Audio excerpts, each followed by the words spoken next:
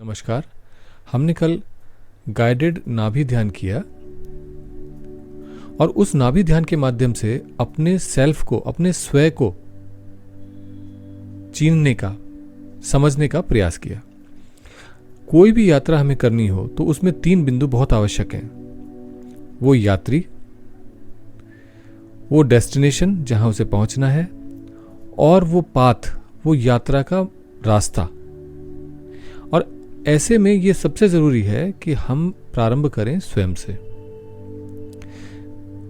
लगभग 100% ही समझिए, कोई विरले ही होते हैं साधक जो अपनी सिद्धियों को, अभीष्ट को प्राप्त कर पाते हैं। बाकी सभी तो मात्र प्रयास ही करते रह जाते हैं। और वो प्रयास सक्सेसफुल क्यों नहीं हो पाता? क्योंकि कहीं पर भी वो स्वयं है ही नहीं जिसको उस प्रयास से परिणाम की प्राप्ति होनी थी।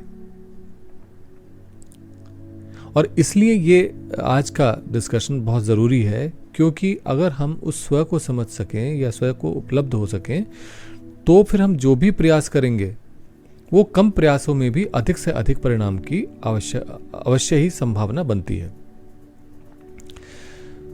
अब आप ये देखिए, एक सरल सा उदाहरण से मैं प्रारंभ करूंगा। दिवाली पर हम बम पटाखे फोड़ते हैं, जलाते हैं, और इस बम को, आप किसी भी एक बम को ले लीजिए, उसको खोल करके उसके बारूद को फर्श पे फैला दीजिए, और उसके बाद उसके अंदर दिया सलाई से, माचिस से, मैच बॉक्स को जला के, माचिस जला करके उस पर डालिए। आप देखेंगे कि सारा फास्फोरस जल जाता है। बहुत छोटी छोटी, थोड़ी थोड़ी सी लाइट करता है और जल जाता है, लेकिन उससे कोई आवाज नहीं पैदा होती, उससे कोई प्रकाश पैदा नहीं होता। तो अब आप उसके साथ में एक बम को रखिए, अब इस बम को जलाइए। फिर आप देखेंगे कि वो किस प्रकार से अपने अस्तित्व का, अपने होने का हमें बोध कराता है। बहुत जोर से आवाज करता है, बहुत ज्यादा प्रकाश देता है। तो वास्तव में होता क्या है कि मैं जब तक नहीं हूं, या मैं जब तक अपने आप को नहीं समझ रहा हूं, अपने को क्रिस्टलाइज नहीं कर पा रहा हूं, अपने आप में सेंटर नहीं हो पा रहा हूं, तब तक मेरे जितने भी प्रयास होंगे वो उस स्कैटर्ड मैं के प्रयास होंगे, और इसी कारण से वो स्कैटर्ड ही, डिस्पर्स्ड ही उसका परिणाम प्राप्त होगा। तो बहुत कुनमुना सा परिणाम प्राप्त होगा, और हम उससे प्रसन्न हो जाते हैं कि हाँ, कुछ तो लगा, कुछ तो हो रहा है इससे। बट वो कुछ ही हो पाएगा, आगे बात बढ़ ही नहीं पाएगी। तो ऐसे में ये आवश्यक है कि हम उस स्वयं से स्टार्ट करें। अब मैं एक दूसरा उदाहरण देता हूं। मान लीजिए आपको वाराणसी जाना है। अब आप वाराणसी जा सकते हैं, फ्लाइट भी है, ट्रेन भी है, बस भी है, कार भी है, पैदल भी जा सकते हैं। बहुत सारे साधन आपके लिए उपलब्ध हो जाएंगे। पर आप जाएंगे कहां से, इस पे वो निर्भर करेगा ना कि आपके लिए कौन सा पाथ और कौन सा रास्ता जो है उचित, उपयुक्त होगा।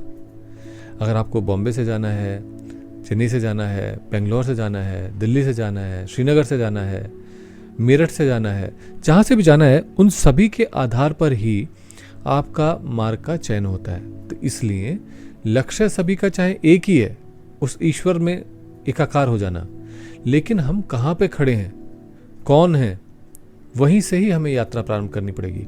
और उस यात्रा के लिए जो मार्ग होगा वो भी अलग अलग का होगा, अलग अलग तरीके से होगा। अब जैसे मेरठ का मैंने कहा, तो मेरठ से अगर वाराणसी जाना हो तो गाड़ी, बस और ट्रेन ही संभव है, क्योंकि फ्लाइट के लिए फिर आपको दिल्ली आना पड़ेगा।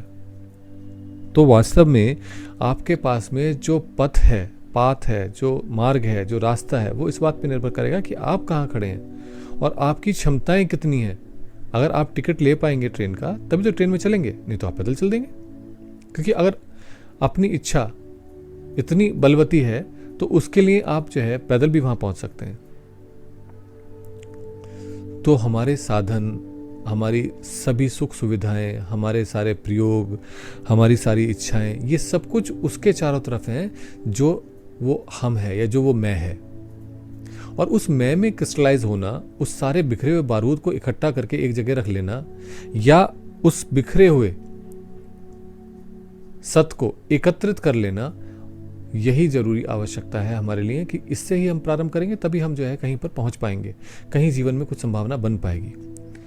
अब मैं आपके सामने एक और बहुत उपयुक्त उदाहरण है जो श्री कृष्ण की कथा में आता है, और वो है माखन बिलूना, मक्खन निकालना। एक बार अनुभव करके देखिए कि पूरा मक्खन सारे सारे दूध में मिला हुआ था।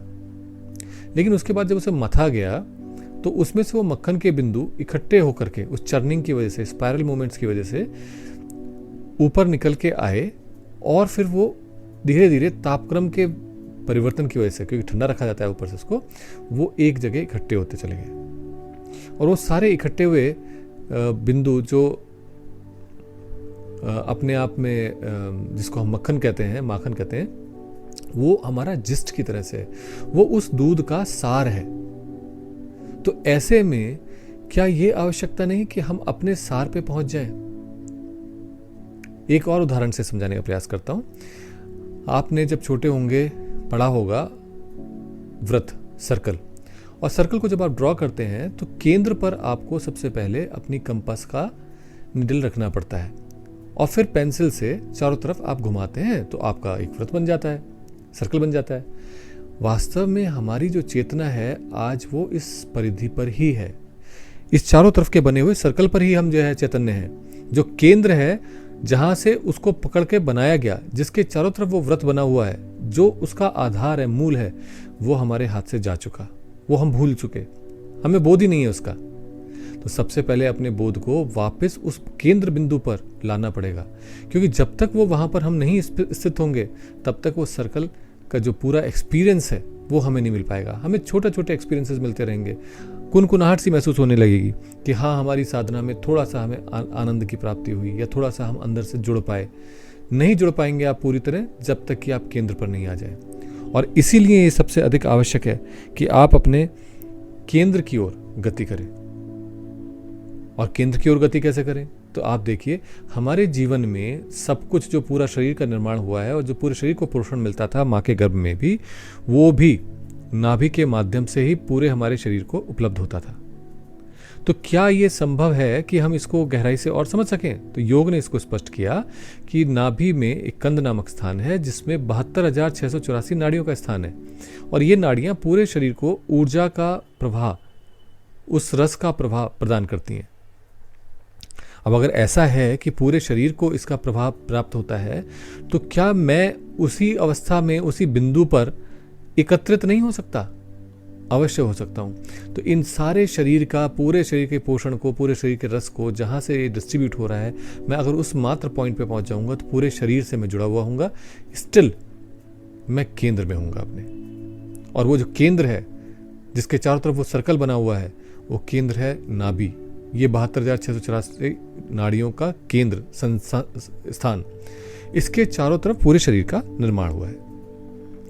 तो अब ऐसे में अगर हम अपनी नाभि ध्यान के माध्यम से उस नाभि के केंद्र में स्थिर हो सकें, और वैसे एक और पॉइंट स्पष्ट करना चाहूँगा यहाँ पर, हम पूरे शरीर में स्थिर हो सकने लायक कोई अगर हमारा स्थान है तो वो भी मात्र नाभि है। कभी भी हम स्थिर होंगे तो नाभि पे अपने आप ही आ जाएंगे, चाहे कहीं से भी हम अपनी यात्रा प्रारंभ करें, क्योंकि केंद्र ही वो है, अस्तित्व का केंद्र वही है।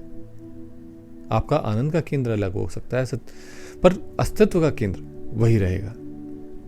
तो इसलिए जब हम पुनः वापस नाभि के केंद्र पर अपने को स्थिर करते हैं या अपने को लाने की प्रयास करते हैं, तो अपने आप ही हमारे अंदर बहुत कुछ एकीकरण, जिसको हम फ्यूजन कहते हैं, सब कुछ एक ही पॉइंट पर अखंड होना शुरू हो जाता है। और वो जो अखंड होना शुरू होता है वही कुछ समय अवश्य लगेगा हमारे को, क्योंकि मक्खन भी जब निकाला जाता है तो वो एक दिन में नहीं निकल जाता है। मतलब एक दिन कहने का अर्थ एक बार में नहीं निकल जाता, उसके लिए भी आपको प्रयास करना पड़ता है, उसकी भी स्टेजेस हैं। और जब वो मक्खन निकालने के लिए बिलोने बैठते हैं तो भी उसमें ऐसा नहीं होता कि वो 1 मिनट में जब निकल के बाहर आ गया, उसको बिलोना पड़ता है, समय लेता है वो, और उस समय के साथ वो मक्खन निकल के बाहर आता है।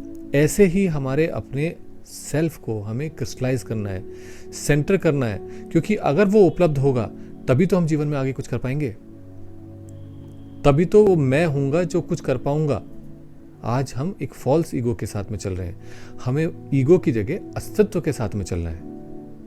और इसीलिए अगर आप ध्यान दें तो गीता में श्री कृष्ण ने अर्जुन से कहा कि ये सब तो पहले से ही सोए हुए हैं, यानी कि अगर उनकी क्रियाकलाप थी सभी की, जिनके खिलाफ अर्जुन युद्ध कर रहे थे तो वो सब क्रियाएं भी वो सोते हुए कर रहे थे, क्योंकि उनके अंदर वो मैं डिस्पष्ट था, उनके अंदर वो मैं स्पष्ट नहीं था, एकत्रित नहीं था, उन्हें स्पष्ट नहीं था, उस मैं का बोध नहीं था स्वयं का। तो इसलिए सबसे पहले हमारा जागना जरूरी है। ये शक्ति का क्षेत्र है और इसमें थोड़ी सी भी त्रुटि उचित नहीं। इसलिए सबसे पहला जो प्रयास है वो होना चाहिए नाभि ध्यान के माध्यम से अपने आप को एकीकृत करें, एक जगह अपने को स्थिर करें, और वो स्थिर होने के लिए नाभि एकमात्र स्थान है जहां पर स्थिरता लाई जा सकती है। और उस नाभि में अपने स्वयं को सेंटर करें, केंद्र में अपने आप को स्थिर करें, केंद्र में अपने आप को पाएं। ये सबसे अधिक आवश्यक है। और इसीलिए वो जो गाइडेड मेडिटेशन है जो कल हमने जिसको पोस्ट किया था, उसको अब इस समझते के साथ में आप उसको बार बार कीजिए, जितनी बार भी कर सकते हैं करिए, क्योंकि उसके माध्यम से धीरे धीरे आप अपने केंद्र पर स्थिर होने लगेंगे। और यही होगा पहला आपका चरण अपने अद्भुत और दिव्य पोटेंशियल को जागृत करने की ओर पहला कदम। आज के लिए इतना ही। फिर हम चर्चा करेंगे नाभि ध्यान के कुछ और ऐसे अबूझ विषयों की ओर, जिससे ऊर्जा का जागरण, दुर्गा तत्व की समाहिति, और फिर उसके बाद उसको अपने शरीर में किस प्रकार से हम बचा के रख सकते हैं। क्योंकि एनर्जी जब भी हमारे अंदर प्रोड्यूस होती है, हम पूजा पाठ करते हैं, तपस्या करते हैं, तो बहुत सारी ऊर्जा, तपोबल हमारे अंदर प्रोड्यूस होता है, बट वो धीरे धीरे धीरे धीरे अपने आप ही रेडिएट हो जाता है और हम फिर वापस खाली हाथ रह जाते हैं। तो इसलिए ये भी आवश्यक होगा कि हम जब दुर्गा तत्व को जागरण करें नाभि ध्यान के माध्यम से, तो उसके बाद में दूसरे चरण में उस दुर्गा तत्व को, उस ऊर्जा, आद्य शक्ति को, उस ऊर्जा को, उस शक्ति को अपने शरीर में संचालित करें। और वो किस प्रकार से होगा वो भी हम प्रयोग इसी नवरात्रि में करेंगे। और उसके बाद जो अंतिम प्रयोग आवश्यक होगा इस नवरात्रि के लिए वो होगा किस प्रकार से ये सारी तपस्या या इस ऊर्जा को जो हम प्राप्त करते हैं अपने अंदर स्थिर कर सकें, स्थापित कर सकें, ताकि उसे लंबे समय तक उसका उपयोग हमारे शरीर में, मन में, हमारे अस्तित्व में किया जा सके। तो आज के लिए इतना ही। नमस्कार।